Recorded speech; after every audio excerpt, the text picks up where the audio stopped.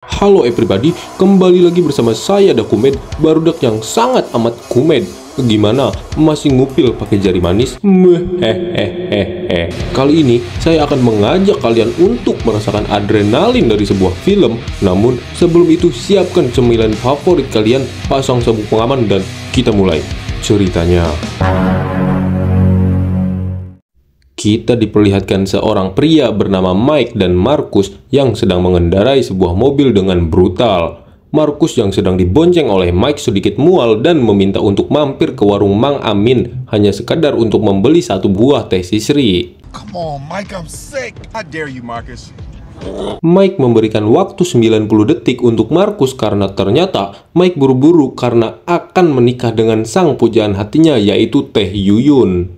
You got 90 seconds. I am a grown-ass man. Kemudian Marcus bergegas masuk ke warung Mang Amin dan mengambil sebuah teh sisri. Namun Marcus bertingkah seperti kekanak-kanakan yang bisa kita lihat ketika dia melihat sosis bakar. Dia ngiler yang entah karena sengaja atau emang disuruh sutradaranya berakting seperti itu. Yang jelas tiba-tiba If I'm not in that car. ya, tiba-tiba ada seorang pria yang kita sebut saja Ujang. Ini congornya. Di waktu yang tidak tepat, ada Ujang yang ingin merampok warung Mang Amin. Di satu sisi, Mike yang merasa waktu Marcus untuk jajan telah habis. Kemudian dia masuk ke dalam warung tersebut dan dia melihat Marcus yang sedang ditodong. Mike meminta agar Ujang menurunkan senjatanya, namun dia tidak menghiraukan itu. Si Marcus pun disuruh masuk ke mobil dan bergegas melanjutkan perjalanannya. Namun dia ditodong senjata oleh si Ujang di kepala dan kemudian... But I gotta go. You didn't have to shoot him, Mike. Ya, si Ujang pun didor di bagian kaki oleh si Mike dan inilah Bad Boys Ride or Die. And why? Film pun diawali dengan Mike yang menikah dengan Teh Yuyun. Setelah mereka sah menjadi suami istri, di malam harinya mereka pun berpesta. Lalu Marcus selaku sahabat sejati Mike pun memberikan sambutan kepada tamu-tamu yang datang. Dan sesaat setelah itu, tiba-tiba ya, Marcus tiba-tiba terkena serangan jantung yang membuatnya tak sadarkan diri. Mike yang melihat sahabatnya itu tak sadarkan diri, lantas membawanya ke rumah sakit.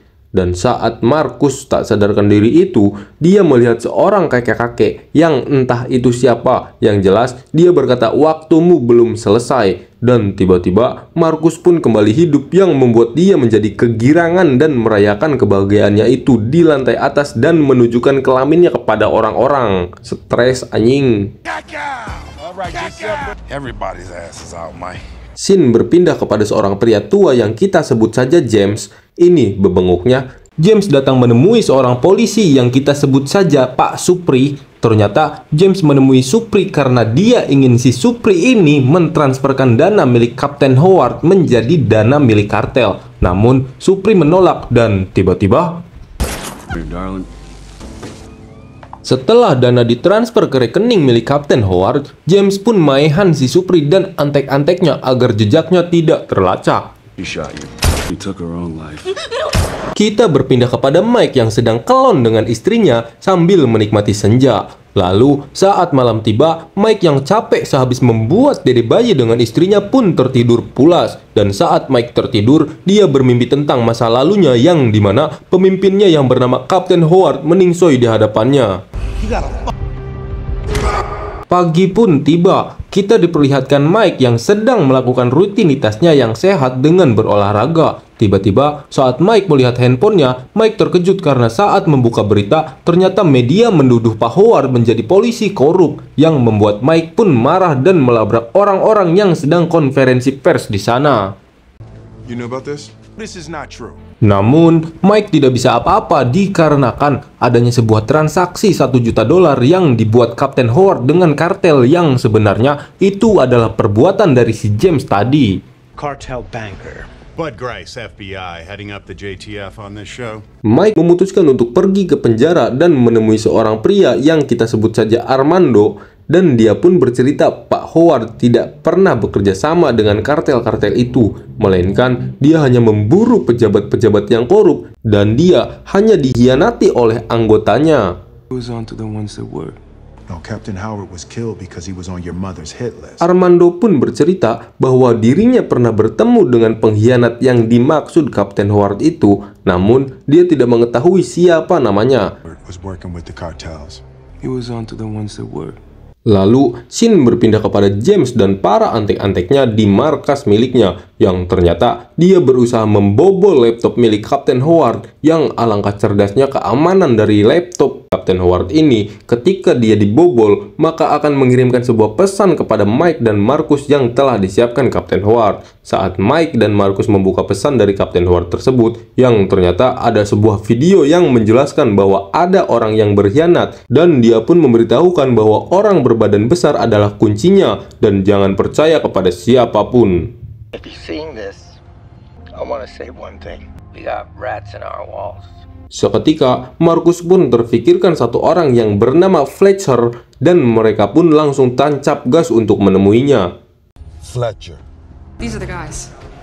Di satu sisi, Mike dan Marcus pun tiba di tempat Fletcher, dan Fletcher berkata bahwa dia menyimpan semua informasi yang dibutuhkan Mike dan Marcus di suatu tempat yang indah. Sesaat setelah mengatakan itu, tiba-tiba,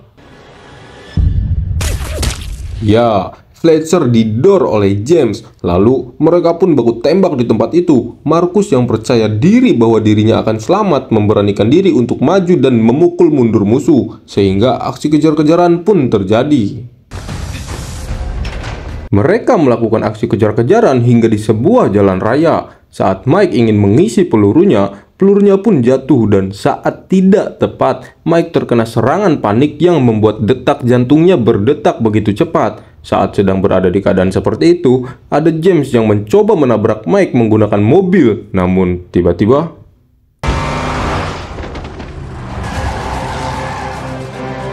ya, hampir saja filmnya tamat, adik-adik. Singkat cerita, kita pun diperlihatkan polisi yang sedang menyelidiki kejadian penembakan Fletcher itu. Kemudian, salah satu polisi yang kita sebut saja Kelly memeriksa frame by frame video yang ada di layar lebar milik Fletcher. Ternyata ada sebuah kode QRIS yang mengarahkan mereka kepada video dari Kapten Howard. What is this? Whoa.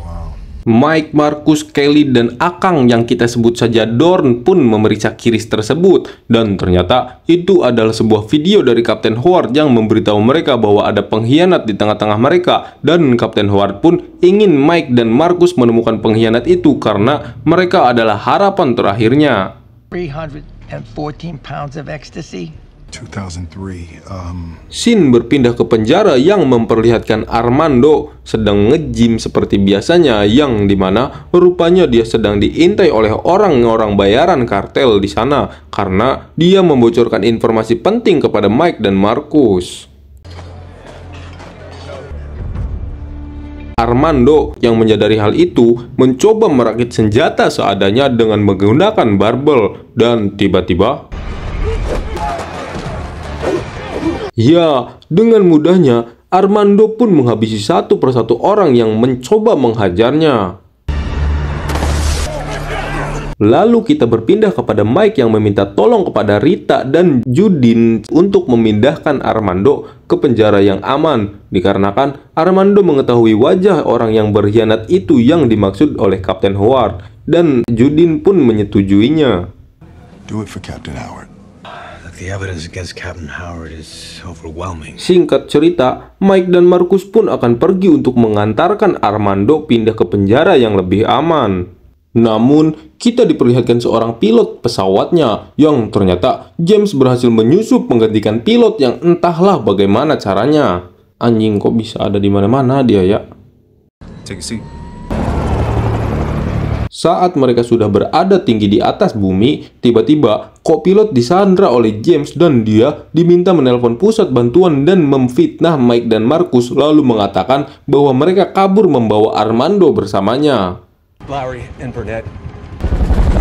Setelah itu, James pun maehan pilot itu dan bergegas mencoba menyapu bersih orang yang ada di pesawat. Namun tiba-tiba, ya, James pun gagal dan kabur. Setelah berhasil menyingkirkan James, pesawat pun akan jatuh terjun bebas. Mereka pun mencoba mengendalikan pesawat itu. Untung saja mereka jatuh ke air yang membuat mereka pun selamat. Malam pun tiba. Dikarenakan pesan yang dikirim oleh pilot untuk memfitnah Mike dan Marcus dianggap benar membawa kabur Armando oleh pihak berwajib di sana, mereka pun menjadi buron sekarang. We have 3 suspects armed and dangerous out there. What do you think is happening here? Kita berpindah kepada Mike dan yang lain yang memperlihatkan mereka sedang menghangatkan diri di api unggun dikarenakan malam itu terasa sangat dingin. Lalu saat mereka bercakap-cakap, ternyata Armando adalah anak dari Mike. Anjay, plot twist anjing. Let's start when we woke up today. Anything you would like to say to Armando? Singkat cerita, Mike dan yang lain pun tiba di sebuah perkemahan yang dimana mereka berniat mencuri sebuah pakaian di sana dikarenakan baju yang mereka pakai sudah bubulukut dan bau kelek. Mereka pun berganti pakaian dan saat Mike dan Marcus selesai memakai pakaian itu, tiba-tiba ya, pemiliknya pun muncul dengan sebuah senapan di tangannya. Saat mereka disebut pencuri, Marcus mengelak dan tidak terima. Mereka pun berdebat dan Armando memanfaatkan situasi itu untuk mencuri sebuah mobil. Lalu Mike dan Marcus pun ikut naik mobil itu dan kabur.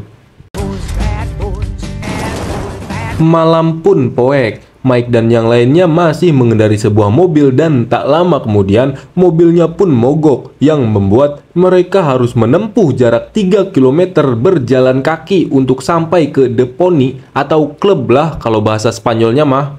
Is it? My bad. Singkat cerita, mereka pun telah sampai di sebuah klub dan disambut baik oleh seorang tante-tante yang kita sebut saja Tabitha. Ini bebenguknya. Mike meminta bantuan kepada Tabitha, namun tiba-tiba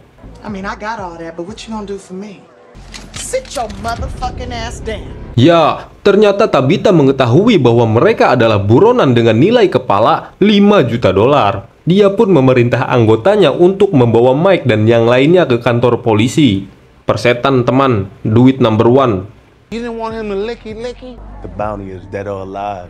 Saat mereka masuk ke dalam sebuah mobil, tiba-tiba dan lagi-lagi ya, tiba-tiba ada seorang pria yang menembaki mereka dengan brutal yang ternyata dia mempunyai dendam dengan si Mike dikarenakan dia pernah dipukuli olehnya. Fuck boy. Oh, you know this guy? Mobil mereka pun sampai dilempari sebuah molotov yang membuat mobil itu pun terbakar. Lalu ada polisi yang coba menghentikan mereka dan mereka pun mencoba kabur dengan keadaan mobil yang terbakar itu. Tiba-tiba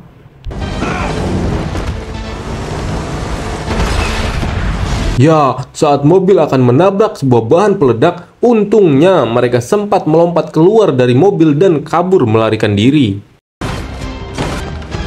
Singkat cerita, pagi pun tiba. Mereka pun telah sampai di rumah si Dorn yang ternyata dia diam-diam berkencan dengan si Kelly. Anjing, cinlok. Not sorry. Nothing to be sorry about. Oh, okay. Setelah dijelaskan akar permasalahannya oleh Mike, Dorn pun mengerti dan mereka pun bekerja sama untuk menemukan siapa pengkhianat di baliknya. No shit. Yes, you were. Lalu, Armando menemukan sebuah foto yang dia tahu bahwa orang itu adalah pengkhianatnya. Saat diselidiki, ternyata itu adalah foto dari James yang pernah menjadi seorang intelijen dan pernah bekerja untuk DEA. Itulah pokoknya. Ternyata dia juga pernah disandra oleh kartel-kartel teman dari Armando dan mengungkapkan identitas anggotanya agar dia tetap hidup, sehingga bisa disimpulkan fix dialah sang pengkhianat itu. He was taken hostage by. He was the only survivor. Mike pun segera menelpon Rita sebagai atasannya dan memberitahukan bahwa dia akan ke sana dan memberikan bukti pembunuhan Kapten Howard dan dia bukanlah pelaku yang bekerja sama dengan seorang kartel. The guy that had Captain Howard killed. We got 10 years. James yang sudah tahu jika Mike mempunyai bukti kuat untuk menangkapnya pun mengarahkan penyusup ke rumah Mike dan Marcus. Di satu sisi, Mike dan Marcus yang sedang mengawasi keluarga mereka lewat CCTV melihat adanya penyusup. Mereka mencoba menghubungi polisi agar menjaga keluarganya. Di satu sisi, Markus menelpon anaknya yang bernama Reggie, seorang tentara yang baru pulang dari dinas, merespon dengan sigap, lalu membawa istri dan anak bungsu dari Markus ke tempat yang aman. Kemudian, ya, dengan GG-nya si Reggie menghabisi semua penyusup itu dan mereka pun pergi dari rumah untuk mencari tempat yang aman. Tak lupa, dia memberikan hormat dengan gagahnya kepada ayahnya itu. Mike, did you see that? Berpindah ke rumah Mike yang dimana ada tamu, yaitu anak dari Kapten Howard. Istri Mike pun menyambut anak kapten dari suaminya. Lalu istrinya tersadar bahwa Mike menelponnya. Lalu mengangkat telepon itu, namun ternyata Take her and go. Get out now. ya, James sudah ada di sana dan menyandra mereka berdua. James pun meminta kepada Mike jika istri dan anak kaptennya itu ingin selamat, maka harus ditukar dengan bukti-bukti yang telah dikumpulkan oleh Mike. Call you back with instructions. I'll go. Lalu, Mike pun menghubungi Rita dan menceritakan situasinya. Dan Rita pun mengerti keadaannya lalu bergegas pergi untuk membantu Mike. Namun suaminya khawatir dan memutuskan ikut bersamanya. Saat di lift, sang suami mengirim pesan yang mencurigakan dan saat Rita mencoba mengambil handphone suaminya dan ternyata dugaannya pun benar.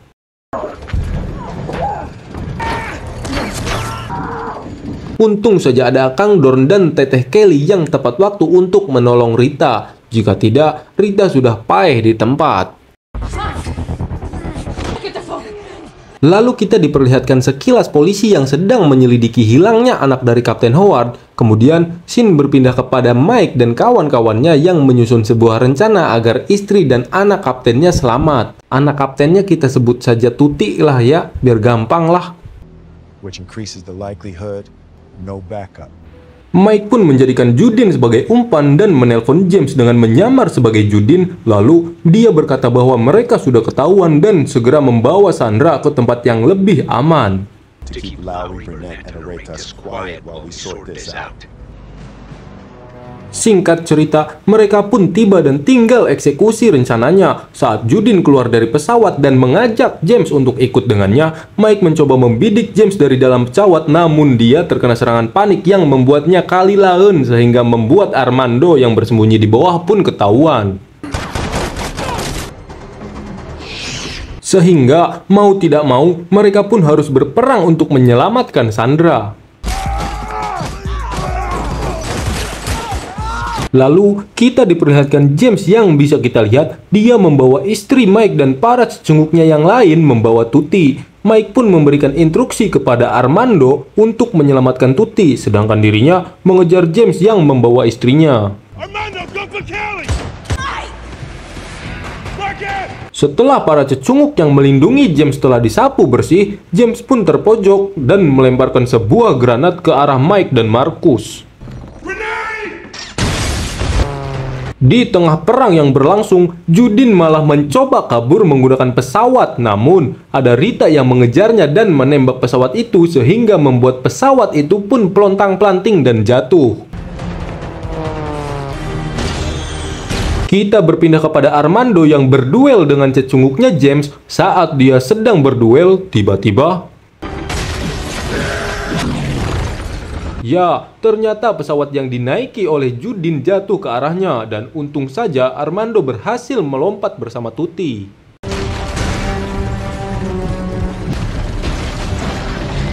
Scene berpindah kepada Mike yang masih mencoba mengejar James, namun ternyata James berada di lantai bawah sehingga Mike pun mau tidak mau melompat ke bawah yang ternyata landasannya adalah sebuah kaca. Saat si Markus ingin melompat, Mike pun melarangnya, namun karena si Markus popolontong, dia pun tetap lompat dan tiba-tiba ya, alhasil kacanya pun jebol. Untungnya si Mike berhasil bergelantung di sebuah besi, namun si Markus jatuh ke dalam sebuah kolam yang ternyata ada seekor buaya putih atau buaya siluman kalau di kampung saya mah. This is not your place, Duke. That's how you command the universe. Entah apa yang ada di pikiran si Markus, bukannya dia menembak buaya tersebut, dia malah mengusir menggunakan sebuah kata-kata. Buaya asli itu teh anjing, bukan buaya yang suka ngomong kalau ada yang chat, ada yang marah nggak. Lalu, para polisi dan FBI pun berhasil menemukan tempat itu dan mulai berpencar untuk menyelamatkan anak dari Kapten Howard. Kemudian, kita berpindah kepada Marcus yang melihat sebuah tempat yang pernah dia lihat di saat dia sedang koma. Lalu tiba-tiba...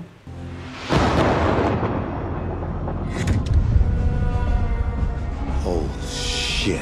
Ya, Marcus ditodong oleh James dan tak berselang lama, Mike pun datang. Lalu Mike dibingungkan oleh dua pilihan antara istrinya atau sahabatnya. Lalu tiba-tiba... Inflated impression of you. Dengan cerdasnya, Mike menembak Marcus di bagian rompi anti peluru dan saat Marcus tersungkur jatuh, Mike menembak James dan James pun paih di tempat. Lalu, kita berpindah kepada Armando dan Tuti yang sedang beristirahat. Kemudian, datang istri dari Kapten Howard yang kita sebut saja Judy, yang dikarenakan Armando masih buron, Judy awalnya ingin mayahan Armando. Namun, dikarenakan Tuti menjelaskan bahwa dirinya diselamatkan oleh Armando, Judy pun membiarkannya pergi. Judy! Back off, Mike! Go. Akhirnya, Mike pun berhasil membuktikan bahwa kaptennya itu tidak bersalah. Singkat cerita, setelah insiden itu, mereka pun berlibur di sebuah pulau. Saat Mike dan Marcus sedang memasak, tiba-tiba datang Reggie yang meminta izin kepada mereka untuk memasak makanan di tempat mereka memasak. Awalnya, mereka mentertawakan Reggie, namun dikarenakan dia telah mayahan 15 orang di saat rumah Marcus ada penyusup, maka dia pun dipersilahkan untuk memasak. Tamat. Ending yang cukup mengeregikan. Gimana? Hasrat adrenalin kalian tersalurkan, bukan? Mohon dimaafkan jika banyak sekali kekurangannya. Inti dari film tersebut ialah jika kita ingin menjadi seorang yang pemberani, maka kita harus melampaui rasa takut yang kita miliki. Sekian, saya Kumed, undur diri.